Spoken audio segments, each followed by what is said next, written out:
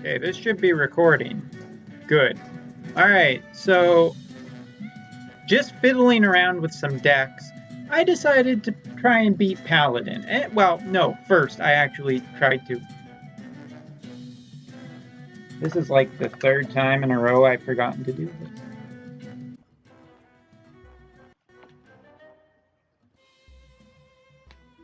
Okay, so earlier tonight I did some recordings and I actually beat 3 of the classes. Earlier that day I decided to do Mage and Priest, so that was a total of 5.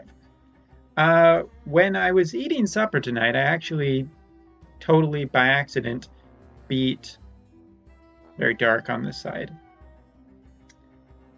I beat Rogue, and I'll show you the Rogue deck, but in playing around with Paladin, I've actually come to this point. So as you can see,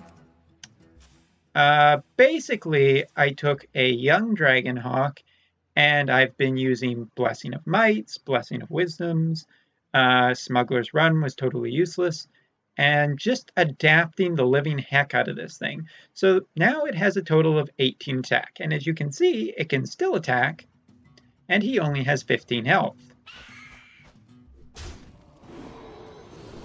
This is how I did this fight, and to be fair, I'm not playing it again.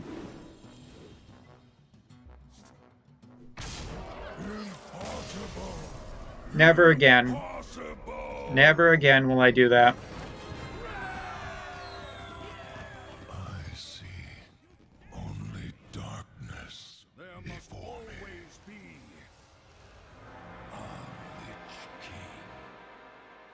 That may be true, but at least this portion is done forever. Holy cow, that sucked. The once noble Paladin embraced his new destiny. Those who lived a worthy life would have nothing to fear, but in death, the wicked would face his judgment.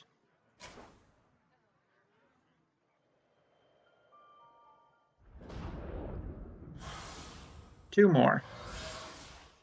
Two more. Two more. That's all we need is just 2 more. Doesn't that feel good? Look at what Blah, blah, blah, blah.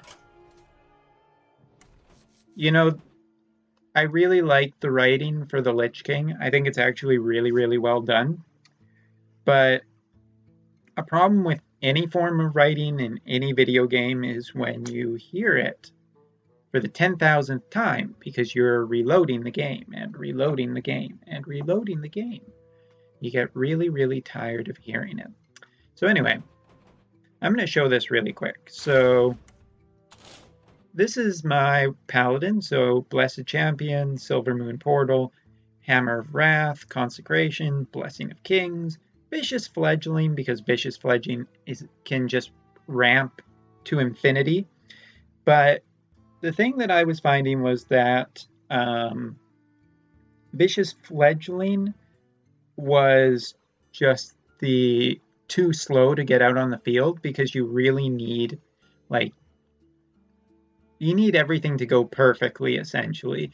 And Vicious Fledgling coming out on turn 3 is very, very slow in this matchup, 99.9% of the time. So we have Seal of Champions. The original recipe I saw online called for Silver Moon, the Silver Steed Champion, you know, the 4-attack one. Why can't I think of its name? That one, True Silver Champion. But one, it's slow getting it out on turn 4 when you need a weapon earlier. And 2, if you use this on the minion I'm about to show you, it gives it Divine Shield. And if you play Rallying Blade, it gives another +1/+1 to that Divine Shield. So that works out actually incredibly nicely. Equalities and consecrations in case things get bad.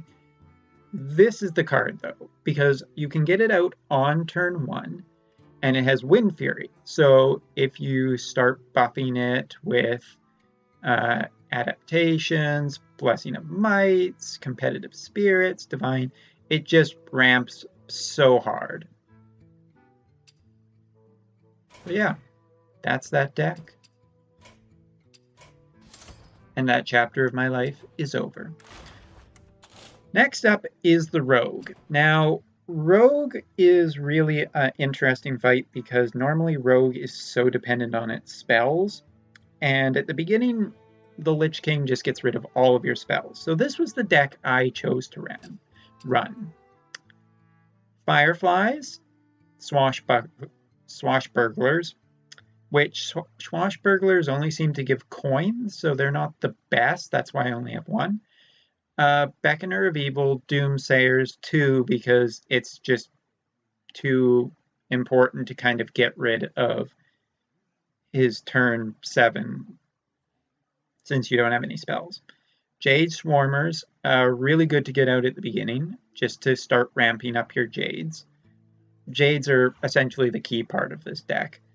Razor Petal Lasher for cards to activate Vile Spine. Bran because he works great with the Jades. Cold Light Oracles for draw. If you can actually keep him with just like one of his ghastly conjurings when he brings up his frozen champions, whatever they are, when he's using his Frostmourne, he will try and keep one of them alive. So if he gets high enough, you can actually just Cold Light and make him waste a whole bunch of cards, potentially a whole bunch of good cards. And when you combine that with Valera, which I had out, I was able to get 2 of them down. I burned some cards, but he burned more important cards. Disciple of Cthulhu, Tar Creeper, Twilight Elder, just to boost Cthulhu because Cthulhu's a pretty strong card. You could even work Blade of Cthulhu maybe into this deck because Blade of Cthulhu is really good. Defender of Argus saved my butt by just giving me some taunts. Jade Spirit because Jades. Antique heal bots were really, really good for an extra source of healing, and they're pretty cheap to make.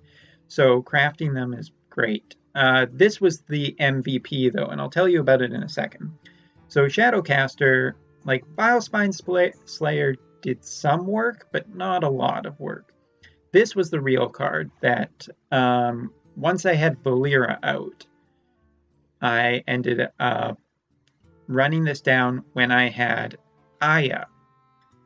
And the Lich King didn't kill Aya, so I was able to double Shadowcaster because of Valera's Death Shadow. What that meant was I got another 2 copies of Aya Blackpaw. And if you know anything about Aya Blackpaw, she can summon... that's 2 Jades per each one. So on top of the other Jades I already had out, I got up to 13-13, basically. Because then, the next turn, I killed off a whole bunch of my guys just trading. Then I ran down Aya Blackpaw and used Valera's Shadow to Aya Blackpaw again. And it was insane. But that didn't get me up to the 13-13. We're still getting there. Basically just trading, controlling the board, doing damage to him. Reno Jackson was unbelievably important, as well as Emperor Thorson. Emperor Thorson just lowered the cost of Cthulhu, Valera, N'Zoth, which was just great. Curator just bought me a turn. Lich King bought me a turn, and he gave me Army of the Dead, which was totally useless. And then I didn't run down Cthulhu ever, but I did run down N'Zoth because at that point I had already used, it gave me another 4 Aya Blackpaws, and then that was pretty much it. But it also gave me, there it is, another Bone Dragon, which Bone Dragon gave me I don't even remember, but it was good.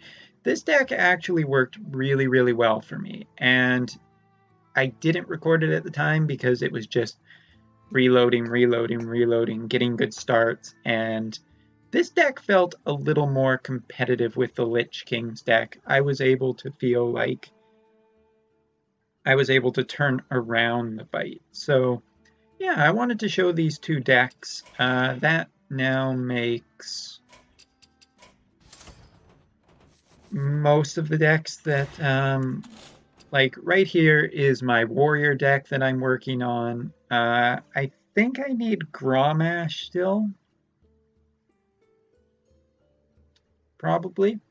But basically, we're going to Grim Patron it up. And that one I'll be recording because this will actually feel like a fight.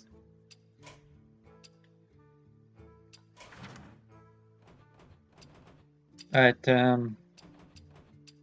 yeah, that's pretty much the update as far as the progress to the Lich King goes. All we need are Hunter and Warrior. So, getting there very slowly. Anyway, thanks for watching.